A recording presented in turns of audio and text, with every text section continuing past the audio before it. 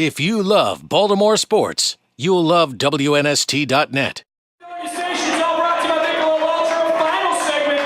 Coach Brian Billick, Eric DeCosta here. Let's talk about this draft specifically. Let's get into this because Brian, you're going to be doing this on TV. Eric, you've already done this. Where is the meat and the soul of this draft? What is this draft's strengths? What is this draft's weaknesses? And let's break this down as what we're going to see come next Saturday when teams go on the clock. What's going to be the most coveted position? What is the big position? Where's the run going to be in the first round here? Well, I think the run is always an offensive tackle.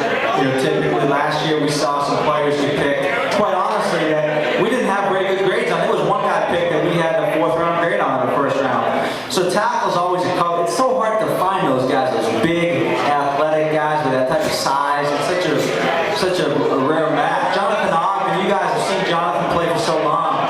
He's just a gifted, rare guy. And so tackle is always going to be a position that comes off the board very quick. And you can see as many as 6 or 7 tackles picked in the first round this year. And quite honestly, we've only got 4 first-round grades on tackles. Well, you talked earlier, and Brian, I'll bring you into this. You talked about cornerback versus wide receiver being a mismatch.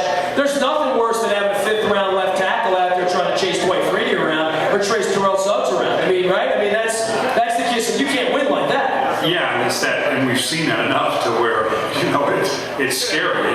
The thing that jumps out at me about this draft, Eric, is that even in the front end, I always joke that there's a blue chip line. There's, and every year with every team I've been with, I always chide the personnel guys a little bit because if we were picking 10, the blue chips ended at 9. Or if we were picking at 15, they ended at, there's always one in that this year though, right? I don't see this as being, aside from who is picked in the first 5 picks, I don't know that whether you're talking Aaron Curry, Eugene Monroe, Staff, no matter who it is, I don't know that any of these guys are, compared to previous years, boy, this guy is a Joe Thomas, absolutely can't miss. I don't think this is a great blue chip draft, is it? Well, I agree with you, Coach. I think in comparison to like last year's draft,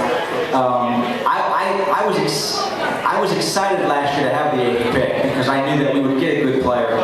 This year, I'm glad I'm not picking top 5 or top 6 because I think the quality of player around pick 7, pick 8, pick 9 will be equal to the quality of player pick 26, 27, 28. In fact, and looking at all these mock drafts, which I do look at to get a sense for what other people perceive these needs to be, almost every single time when I see who the experts have us taking at 26, when I go down to 27, 28, 29, 30, 31, I actually see players I like better than the player they have given us at 26. And that never happens. Every year I'm always like, oh man, I can't believe we're getting that guy. There's nobody left. This year, I'm like, no, we take the guy that picked at 32 or pick at 33 or 34 or 38 over the guy that. So no one really knows. There's a lot of good players, no great players, but some good players, and I think you can really help yourself. So because of that, I would anticipate, interested in what you think, a lot of movement because the board is kind of that way, people throwing off picks to go and move up and get the one guy that they really think is a lot better. Well, I think if there's a guy there, for instance, just to throw out a name, a guy like Crabtree, who's a really, really good player. I don't know where he's going to get picked. Do I think he's a great player? Yes. Do I think he's going to be in the first 5 picks of the draft? Maybe not. So there could be a team picking 15 or 20 that says, hey, you know what? If Michael Crabtree makes it to 7 or 8, we're going to get him because we think he's the elite player in this year's draft. But every team has a different list. And these quarterbacks, you got Staff we talked about, Sanchez we talked about. If you need a quarterback, maybe you inflate their value. If you need a tackle, maybe you inflate Eugene Monroe's value. I don't know that Eugene Monroe, who might be the first pick in the draft, is any better than Brandon Albert, who played next to him last year at Virginia, who was picked in the teens and went to Kansas City. And I can't say that Monroe's any better, yet everyone says Monroe's going to be maybe the first pick in the draft, and Albert was picked in the teens. If you love Baltimore sports, you'll love WNST.net.